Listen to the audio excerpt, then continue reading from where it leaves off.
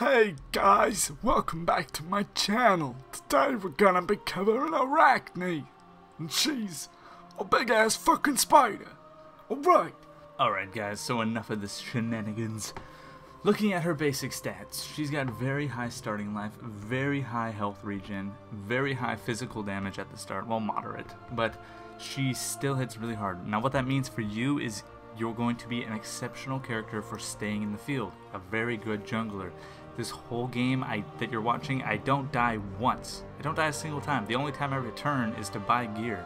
I don't even have to return to heal because of the build I'm using. I'm building full lifesteal, full health. It's just like and she heals herself with her drain life, so I never have to come back. I just rotate between mana jungles and different stuff like that, and I stay out there the whole time, and you should be doing that. Now her abilities.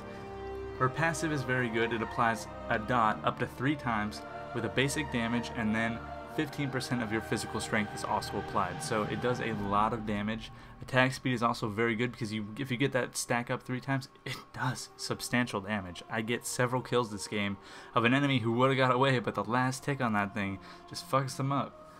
Okay, so leveling your abilities. First, you're gonna max out Broodlings, and then you're gonna go into Drain Life, Blast Tangled Web because it's kind of gay, and finally points in Cocoon as much as possible because it is amazing. So Broodlings, this is a whole topic within itself. You can make a video on Broodlings. They are probably the most versatile thing in the game. When you place them down, they act as a ward until an enemy walks by, and then they hatch, spiders come out and attack that enemy. They don't just attack that enemy, they slow that enemy too. So it's like the ultimate ambush. It's just like, oh, I love Broodlings. And they also allow you to solo high level things early on in the game that normally require a group of people when other people have no chance of soloing. Then you've got Drain Life. Drain Life is a very good ability for regenning your health, doing moderate damage, and making enemies waste their cooldowns. A couple times in this game I fight Guan Yu. He does his little spear thing where he attacks a million times. As soon as he starts that, I hop on his back, shut him the fuck up, he loses his cooldown, he loses all that damage, and I gain my health back. It's also good for riding enemies through leaps, so if you knew they're going to try and escape from you, hop on their back really quick. It's really good for cutting off escape routes.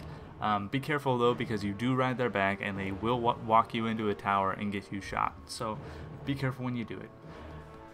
Last but not least is Cocoon.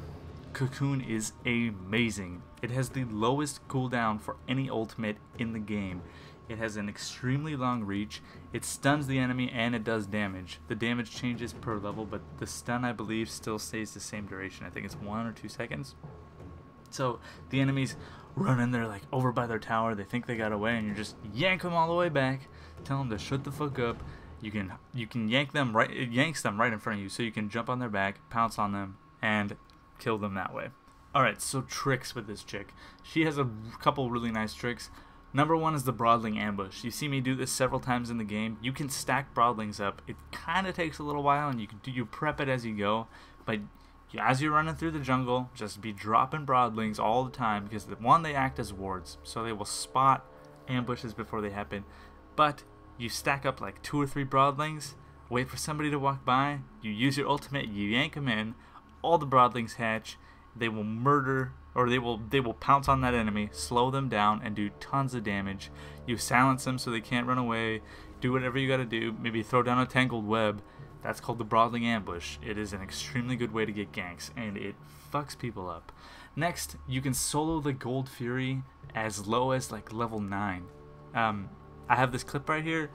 In this clip, I'm going a little bit overboard. I'm like a little bit of a higher level, but I do put down 5 Broodlings just to show you how fast this character can solo the Gold Fury. Later on, once you have the gear that I'm going to suggest, your attack speed and your lifesteal is so high that you can just walk into the fire giant and beat his face in. You don't even need to use your Broodlings. They just make shit go faster. So once you get to that point, you can solo anything on the map for your team, give your team massive buffs, massive gold return. It is a very good character to do that with. Next, we're going to talk about jungling route. Personally, I prefer to go blue, green, yellow, And then I go for a gank on a lane, doesn't matter which lane. Then you go for speed, red, and then I prefer to go for gank again. The cooldown got nerfed. It used to be 20%, now it's 15%. With this character, the best thing that the cooldown buff will give you is 4.5 seconds on your ultimate. That's fucking pathetic. So the cooldown one, I suggest only getting it at your convenience. You don't need to go out of your way to get it. It's not going to improve your ganking abilities. It's just, you know, get it at your convenience. Next is gear. Gear is pretty important for this character if you play her correctly. With the new gear change, Arachne, I don't know how to say that word, Anka of the Golem is a life stacking slash stealing glass cannon build that is now viable, and that's what I like to use with this character. Number 1, you're going to get Soul Eater for strong lifesteal, attack speed, and health, and gives your team a boost for ganks, so it gives your team lifesteal as well. So second, you're going to go into Warrior Tabby. Just so you can have that run speed, you can keep up with enemy junglers, you need to be moving effectively. You need to be able to run into the lane quickly and have the enemy not be able to get away from you. She doesn't have a leap, so you need that run speed. Next, you're going to get the Brawler Beat Stick. It gives you crit, gives you lifesteal, it gives you everything you want as a glass cannon. Next is what your build is going to be made around, the Anka of the Golem or whatever the hell. By this time, you're probably like level 17, your gear is built up, and based on the stats that you're going to have accumulated by that time, once you get the golem thing up, you will gain another 45, around 35 to 45 physical power from this one trinket. And then, last but not least, you will have the Executioner, just so you can stack up more attack speed and penetration for tanks.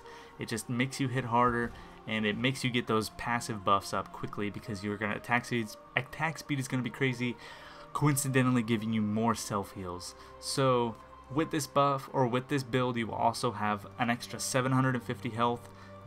It's an awesome build. You're stacking lifesteal and health so that you're always going to be replenishing yourself, and you'll always have a large amount of health, making you hard to kill. That pretty much covers it for Arachne, guys. Make sure you thumbs up the video, subscribe if you like this. I don't know which god I'm going to do next, so if you guys have suggestions, let me know in the comments down below. If you have a particular god that you don't know how to use, let me know. Peace.